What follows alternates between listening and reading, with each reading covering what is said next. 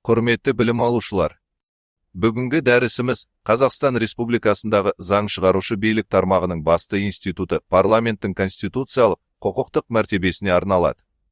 Парламент мемлекеттің өкілді және заң шығарушы органы болып табылады. Ол Қазақстан халқының еркін білдіреді.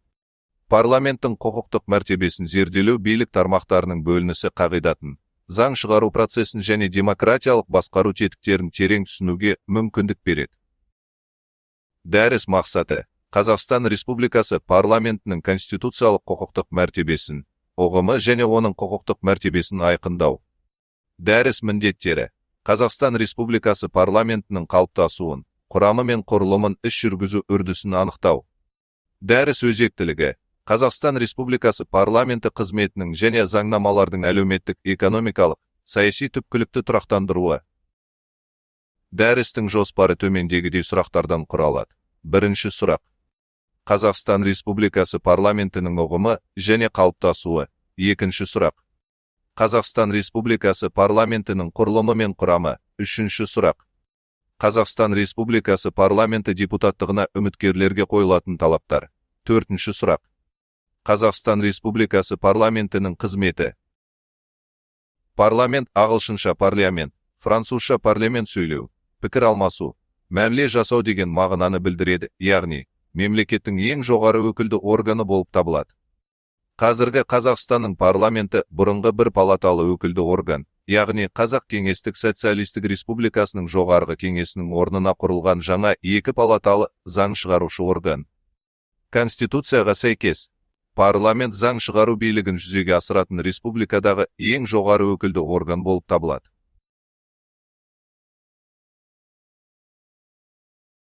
Қазіргі Қазақстан парламенті бір палаталы өкілді органның алғаш рет Қазақ Кеңестік Социалистік Республикасының 1937 жылғы Конституциясы. Ал содан кейін Қазақ Кеңестік Социалистік Республикасының 1978 жылғы Конституциясы мен Қазақстан Республикасының 1993 жылғы Конституциясы негізінде құрылған жоғарғы кеңестің орнына келді. 1995 жылғы 30 тамызда республикалық референдумда қабылданған Конституцияға сәйкес, парламент заң шығару билігін жүзеге асыратын республикадағы ең жоғары өкілді орган болып табылады.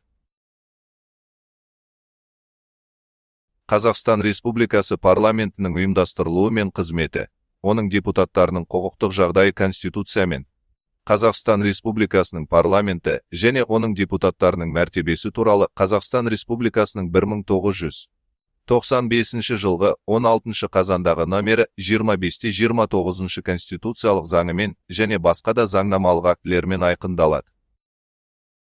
Парламенттің саяси, құқықтық мәні бірнеше қырдан көрініс табады. Біріншіден, халықтың еркін білдіретін, ұлттық және мемлекеттік егемендікті бейнелейтін өкілді орган. Азаматтардың билікке қатысуының тікелей нысаны болып табылады. Халық атынан мемлекетпен тұрақты байланыс орнатады. Екіншіден, елдің бүкіл аумағында міндетті күші бар заңдарды қабылдайтын заң шығарушы орган.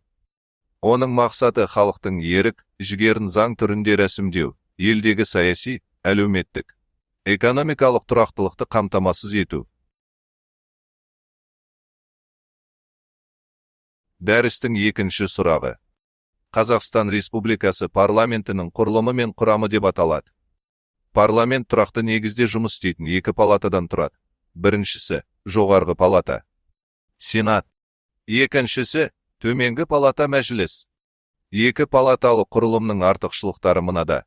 Заң жобаларын екі рет қарау заңдардың сапасын арттырады. Сенат аймақтардың, ал мәжіліс бүкіл халықтың мүдделерін білдіреді.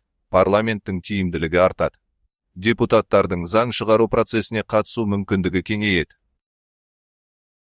Әр облыстан, республикалық маңызы бар қалалардан және Астанадан депутаттардың бірлескен отырысында сайланатын депутаттардан құралады. Онда депутатты президент тағайындайды. Қазақстан Сенаты 50 мүшесінің 40 депутатын 17 облыс пен 3 республикалық маңызы бар қаланың мәслихаттары 6 жылға жанама түрде сайлайды. Олар бірден сайланбайды. 3 жыл сайын әр облыс пен қаладан бірден 20-сы сайланады. Қалған 10 депутатты президент тағайындайды. Олардың жартысын Қазақстан Халқы Ассамблеясы ұсынады. Сенат – Қазақстан Республикасының парламентінің жоғары палатасы. Оның жұмысын ұйымдастыру мен тиімді қызмет атқаруын қамтамасыз ететін маңызды тұлға Сенат төрағасы болып табылады. Палатаны мемлекеттік тілді еркін меңгерген өз депутаттарының арасынан жасырын дауыс беру арқылы палата депутаттары жалпы санының көпшілік дауысымен сайланған төраға басқарады. Сенат төрағасының қызметіне кандидатураны Қазақстан Республикасының президенті ұсынады. Сенаттың төрағасы Әшімбаев Мәулен Сағатханұлы. Сенаттың жұмысын жүргізу үшін бірнеше ішкі органдары мен механизмдері бар. Сенат бюросы Сенат жұмысының ұйымдастыру тәртібін реттейтін үйлестіруші орган. Комитеттер мен комиссиялар заң жобаларын, саяси, әлеуметтік-экономикалық мәселелерді терең зерттеп, енгізуге дайындық жасайтын жұмыс топтары. Төрағалық аппарат құжаттарды, ресми хат алмасулар мен отырыстарды ұйымдастыруды жүзеге асырады. Сенаторлар кеңесі. Өңір депутаттық тобы. Бір ел, бір мүдде депутаттық тобы. Сарапшылар алаңы. Сенаттың негізгі өкілеттіктері Конституциясының 56 мен 57 баптары аралығында айқындалған. Бұл өкілеттіктер Сенаттың заң шығару процесіндегі қатысуын, мемлекеттік басқарудағы және кадрлық саясаттағы ықпалын көрсетеді. Яғни, заң шығару қызметі саласындағы өкілеттіктер. Президент ұсынған тұлғаларды бекіту. Парламент палаталарының бірлескен отырыстарындағы қатысуы. Халықаралық қатынастар саласындағы өкілеттіктер. Тұрақтылық пен сабақтастықты қамтамасыз ету. Аймақтық мүдделерді қорғау. Қазақстан Республикасы парламентінің мәжілісі еліміздің ең жоғарғы заң шығарушы органының төменгі палатасы. Мәжілістің мәртебесі Қазақстан Республикасының Конституциясының 4-ші бөлімінде, атап айтқанда 49 бен 63 баптары аралығында қарастырылады. Сонымен қатар, мәжіліс пен оның депутаттарының құқықтық жағдайы, сайлау тәртібі, депутаттардың өкілеттігі мен мәртебесі Қазақстан Республикасының парламенті және оның депутаттарының мәртебесі туралы конституциялық заңымен реттеледі. Мәжіліс депутаттарының саны 98 депутат. Депутаттар сайлауы жалпыға бірдей, тең және төте дауыс беру, яғни жасырын дауыс беру арқылы өткізіледі. Мәжіліс депутаттарының өкілеттік мерзімі 5 жыл. Мәжіліс сайлауы парламенттің жұмыс істеп тұрған құрамының өкілеттік мерзімі аяқталмас бұрын, кемінде 2 ай бұрын өткізіледі. Олардың 69 партиялық тізімдер бойынша, яғни сайлаушылар партияға дауыс береді. Тағы 29 бір мандатты округтер бойынша сайлаушылар нақты кандидаттарға дауыс береді. Мәжіліс құрылымы мынандай: Аманат партиясынан 62 депутат, Ауыл партиясынан 8 депутат, Ақ жол партиясынан 6 депутат, партиясынан 6 депутат, Қазақстан халық партиясынан 5 депутат, Жалпыұлттық социал-демократиялық партиясынан 4 депутат, партиясыз 7 депутат. Жабық партиялық тізім бойынша пропорционалдық өкілеттік 69 депутат, бір жеңімпазы бар салыстырмалы көпшілік жүйесі 29 депутат. Мәжіліс депутаттары жалпыға бірдей, тең және төте сайлау құқығы негізінде жасырын дауыс беру арқылы сайланады. Мәжіліс сайлауы конституциялық заңмен реттеледі. Мәжіліс депутаттары сайлану үшін 25 жасқа толған азамат болуы тиіс. Палатаны мемлекеттік тілді еркін меңгерген өз депутаттарының арасынан палата депутаттары жалпы санының көпшілік даусымен жасырын дауыс беру арқылы мәжіліс сайлаған төраға басқарады. Мәжіліс төрағасының қызметіне кандидатураларды палатаның депутаттары ұсынады. Қазақстан Республикасы парламенті мәжілісінің төрағасы Қошанов Ерлан Жақанұлы. Мәжіліс заң жобаларын қабылдайды, өзгертеді, нормативтік құқықтық актілердің тұтастығын қамтамасыз етеді. Бюджетті бекітеді және оның орындалуын бақылайды. Мәжіліс үкімет пен мемлекеттік органдардың қызметіне парламенттік бақылау жүргізеді. Мәжіліс заң жобаларын бірінші кезекте қарайды. Олардың кейін Сенатта қаралуы мүмкін. Мәжілістің өзінде тұрақты комитеттер бар. Олар заң жобаларын талдау, қоғамдық мәселелерді зерттеу және парламенттік тыңдаулар өткізу сияқты функцияларды атқарады.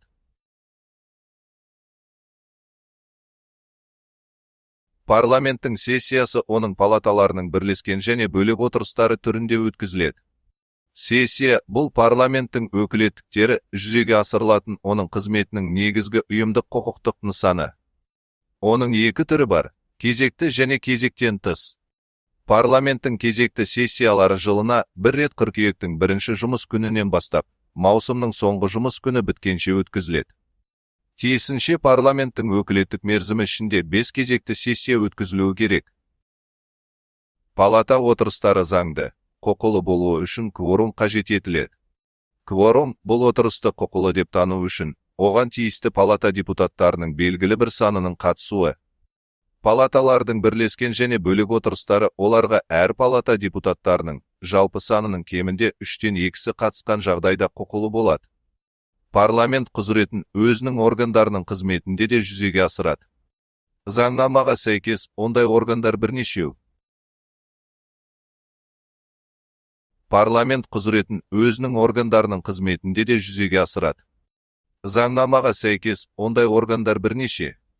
Біріншіден, парламентінің үйлестіруші органдары. Парламенттің үйлестіруші органдары палаталар төрағаларының жанынан құрылатын Сенаттың бюросы және Мәжілістің бюросы болып табылады. Парламенттің үйлестіруші органдары құрамына бірінші палаталар төрағаларының орынбасарлары, екі палаталардың тұрақты комитеттерінің төрағалары кіреді. Мәжіліс бюросының құрамына Мәжілісте өкілдік ететін саяси партиялар, фракцияларының жетекшілері де енеді. Бюро отырыстарын палаталардың төрағалары қажетіне қарай шақырады. Оның негізгі қызметі палаталардың комитеттері мен комиссияларының жұмысын үйлестіру. Екіншіден, парламенттің жұмыс органдары. Парламенттің жұмыс органдары Сенат пен Мәжілістің тұрақты комитеттері, сондай-ақ палаталардың бірлескен комиссиялары болып табылады. Палаталардың тұрақты комитеттері заң жобалары жұмысын жүргізу, палаталардың құзырына қатысты мәселелерді алдын ала қарап, дайындау үшін құрылады. Олардың саны әр палатада 7-ден аспауға тиіс. Тұрақты комитеттердің құрамы тиісті палатаның депутаттарынан құралады. Палаталардың бірлескен қызметіне қатысты мәселелерді шешу үшін Сенат пен Мәжіліс тепе-тең негізде бірлескен комиссиялар құруға хақылы. Бұл комиссиялардың тұрақты комитеттерден ерекшелігі, олар палатаның тұрақты әрекет ететін органы болып табылмайды. Комиссиялардың қызметі белгілі бір мерзіммен нақты мәселенің шешілу уақытымен шектеледі. Тұрақты комитеттер мен комиссиялар өз құзыретіндегі мәселелер бойынша қаулылар шығарады. Үшіншіден, парламент жанындағы консультативтік кеңесші органдар. Олар парламенттің және оның палаталарының құзыретіне жатқызылған мәселелер бойынша ұсыныстарды талдап жасау үшін құрылуы мүмкін. Олардың шешімдері ұсынымдық сипатта болады. Қазақстан Республикасы парламентінің актілері. Бірінші қыр заңдары, жай заңдар, конституциялық заңдар және конституцияға өзгертулер мен толықтырулар енгізетін заңдар. Екінші, парламенттің қаулылары. Үшінші, палаталардың қаулылары. Төртінші, үндеулер, декларациялар, мәлімдемелер және заң сипаты болмайтын өзге де актілер.